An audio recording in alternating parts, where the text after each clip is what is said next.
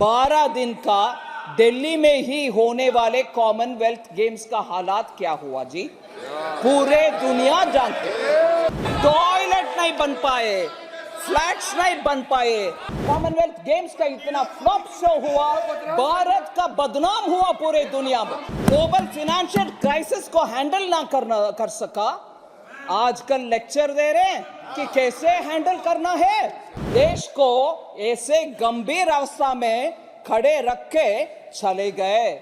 भगवान जाने अगर वो कंटिन्यू करते इस देश का हालत आज क्या होता।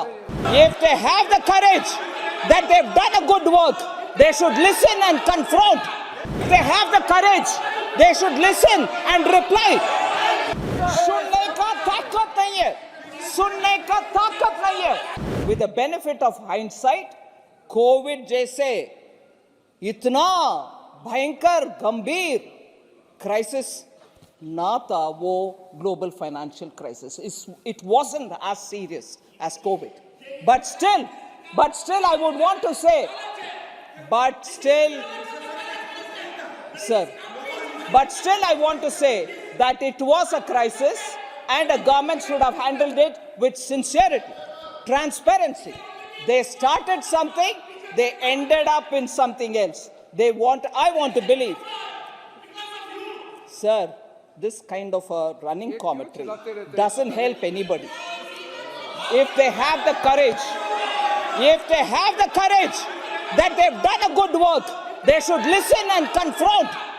If they have the courage, they should listen and reply. If they have the courage, they should listen to what I'm saying and respond. They don't want to listen. They don't want to listen. उनको सुनने में क्षमता नहीं है, सुनने का ताकत नहीं है, सुनने का ताकत नहीं है, इसीलिए ऐसे बात नहीं करने दे रहे। फिर भी मैं छोड़ूंगी नहीं, मैं बात करूंगी। सर, ग्लोबल फाइनेंशियल क्राइसिस को हैंडल ना कर सका, आजकल लेक्चर दे रहे हैं कि कैसे हैंडल करना है। मैं बोल रही हूं सर, ग्लोबल फाइनेंशियल क्राइसिस उस समय भारत के इंटरेस्ट को प्रोटेक्ट करने के लिए क्या क्या करना चाहिए वो कुछ नहीं कहा, कुछ नहीं किया, मगर उसके बाद भी स्कैंडल के ऊपर स्कैंडल चलते रहे और उससे देश को ऐसे गंभीर अवस्था में खड़े रख के चले गए। भगवान जाने अगर वो कंटिन्यू करते इस देश का हालत आज क्या होता।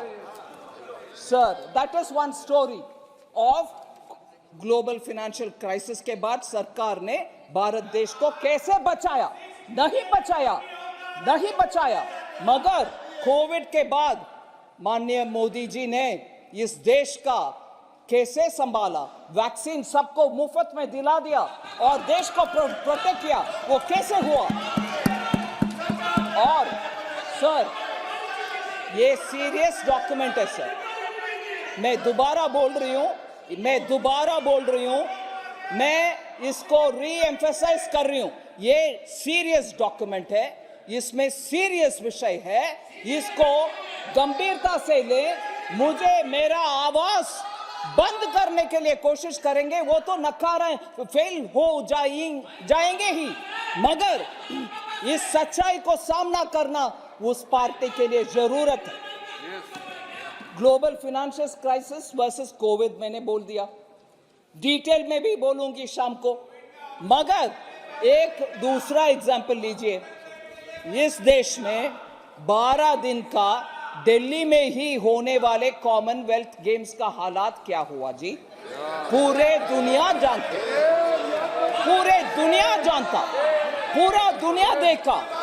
टॉयलेट नहीं बन पाए, फ्लैट्स नहीं बन पाए, गेम्स विलेज नहीं बन पाए, करोड़ों रुपया का घोटाला हुआ और उसके बाद उसका विपरीत देखिए, कॉमनवेल्थ गेम्स का इतना फ्लॉप शो हुआ, भारत का बदनाम हुआ पूरे दुनिया में। दिल्ली में ही 12 दिन का कार्यक्रम, उसमें कॉमनवेल्थ गेम्स के द्वारा पूरे देश में बदनाम हुआ, पूरे विदेश में बदनाम हुआ हमारा।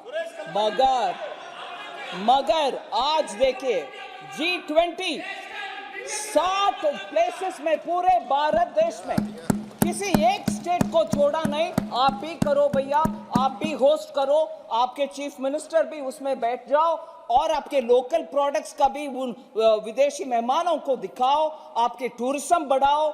ये सब करके पूरे देश को साथ लेकर के G20 को इतना शानदार तरीके से चलाया मोदी जी ने।